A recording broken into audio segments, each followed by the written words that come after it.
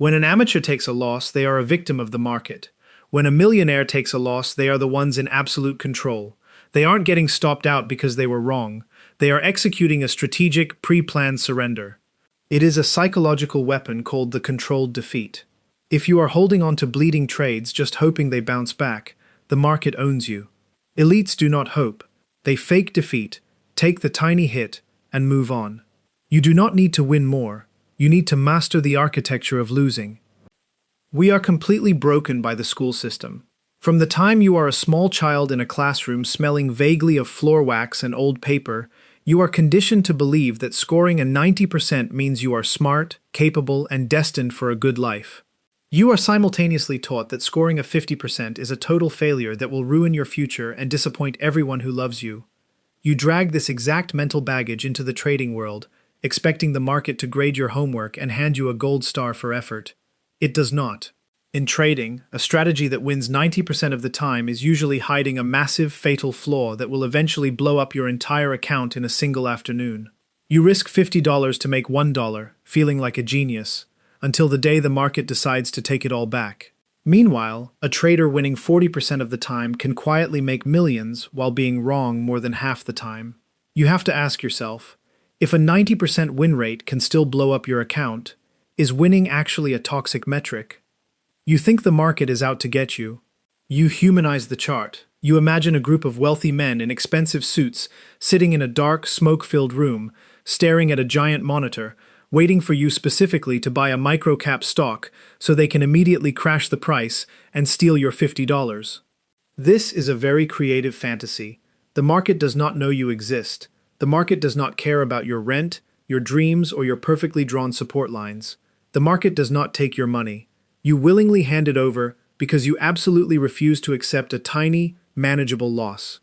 When a professional trader hits their stop loss, they are not losing. They are executing a fake defeat. They are handing over a tiny, predefined amount of money to safely exit a dangerous situation, preserving their ammunition for tomorrow. Are you reacting to the market's punishment, or are you assigning the market a specific budget to prove you wrong? The deadliest word in your trading vocabulary is conviction. You spend 4 hours drawing bright geometric shapes on a digital chart. You read obscure news articles, you check sentiment trackers, and you slowly convince yourself that you have unlocked the secret code of global finance. You click buy. The price immediately drops. But you hold the trade because your ego demands that your beautiful little drawings were correct. You are absolutely certain the price will turn around. You are entirely blind to the fact that being dead certain in a market completely governed by random, chaotic human behavior is just a very confident mistake. The best traders in the world are completely agnostic about their ideas. They do not care if they are right, they only care if they are profitable. They will flip from bullish to bearish in 3 seconds without a single drop of emotional pain. How much actual money has your desperate need to be right cost you this year? We need to talk about how you treat your stop loss. You treat it like a penalty. You treat it like a judge hitting a gavel and calling you stupid in front of a crowded courtroom. So, when the price gets dangerously close to it, you panic. You drag the little red line further down the screen. You tell yourself you are just giving the trade room to breathe. The trade is not breathing. The trade is drowning. A stop loss is not a punishment. It is your most valuable employee. It is a bodyguard you hired to forcibly drag you out of a burning building, and when the fire starts, you punch your bodyguard in the face and run back inside to grab your favorite chair. A restaurant owner pays for electricity, napkins, and broken plates. They do not cry when the electric bill arrives. It is simply the cost of doing business. If a restaurant owner does not cry about paying for electricity, why do you cry about a stop loss? There is a strange lie you tell yourself when your screen is completely red. You watch your account drain. You feel a deep, cold sickness in your stomach, but you refuse to close the trade. You go on social media and tell yourself you have diamond hands. You tell yourself you are a lone warrior weathering the storm, standing strong while the weak perish. You think this makes you brave. It is not bravery, it is pure financial cowardice. You are simply terrified to click the button and admit to yourself that you made a bad decision. You would rather watch your account burn to zero than simply say, I was wrong. Real bravery is looking at a massive mistake, accepting the emotional pain, and killing the trade before it kills you. Is holding a losing trade a sign of bravery, Or is it just financial cowardice because you are terrified to admit you were wrong? The reason you cannot click that button is purely biological. You are risking entirely too much money. You enter a trade with half your life savings, and the moment the price ticks down, your amygdala takes over. Your lizard brain wakes up. You suddenly have the heart rate of a hummingbird on espresso. You cannot think clearly, you cannot do basic math, and your hands start to sweat. You are functioning purely on the primitive instinct to survive a predator attack in the jungle. The elite trader does not have better emotional control than you. They are not monks meditating on a mountain. They just bypass the lizard brain entirely by risking an amount of money so incredibly small and boring that their heart rate never changes. At what exact dollar amount does your logical brain shut down and your lizard brain take over?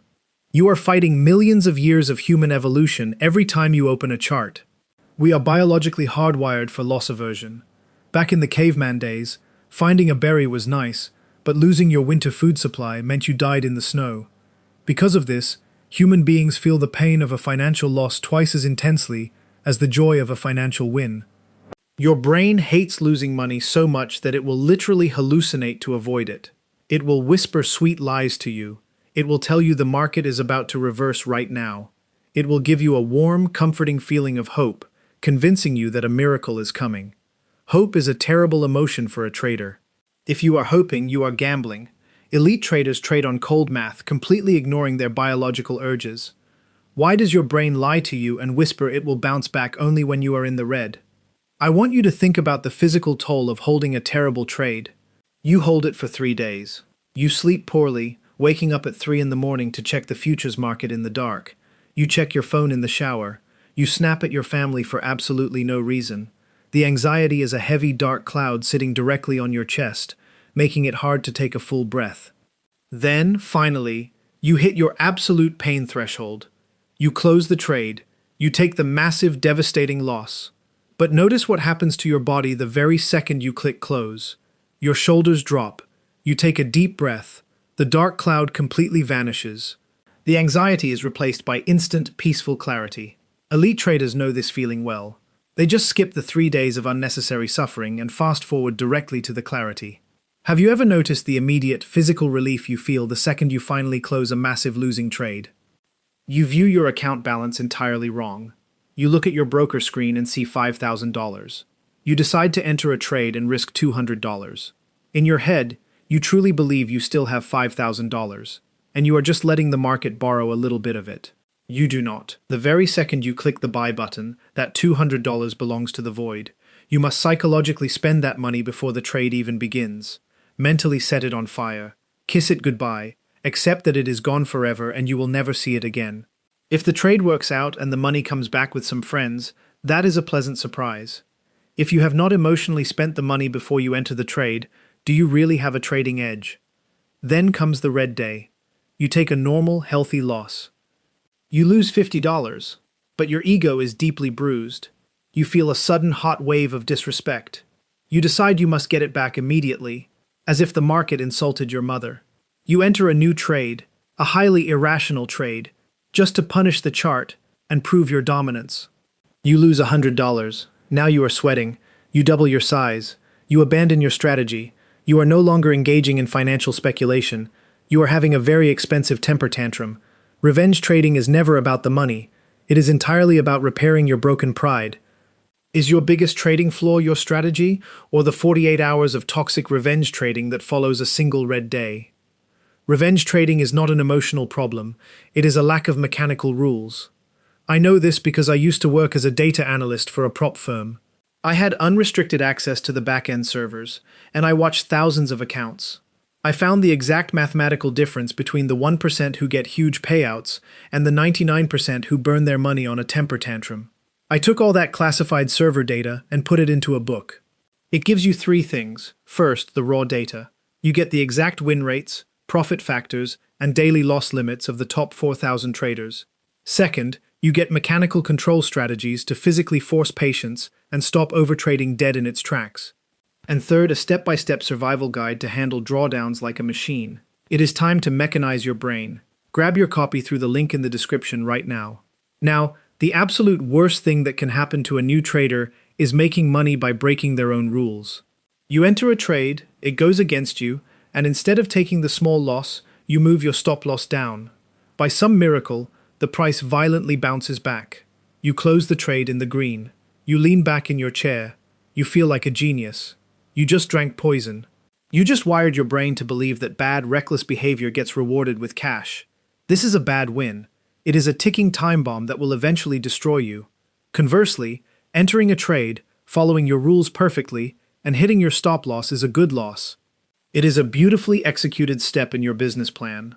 What would happen to your equity curve if you started journaling and celebrating your perfect losses instead of your wins? When you refuse to accept a small defeat, you do not just lose money, you lose pure, golden opportunity.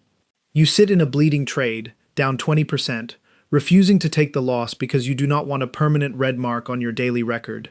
You stare at the screen, trapped, and while you are busy guarding this burning pile of dirt, the perfect setup appears. The exact pattern you have waited 2 entire weeks for is unfolding right in front of your eyes. But you cannot take the trade. Your capital is completely trapped in your bad idea. You watch the trade of the month soar without you. Are you holding on to a loser just to avoid a bruised ego, while the trade of the month passes you by? You have to become the puppeteer of your own losses. You have to look at the chart, grab the strings, and intentionally pull your own trades down into the red when the system demands it. You are statistically guaranteed to be wrong roughly half the time you push a button.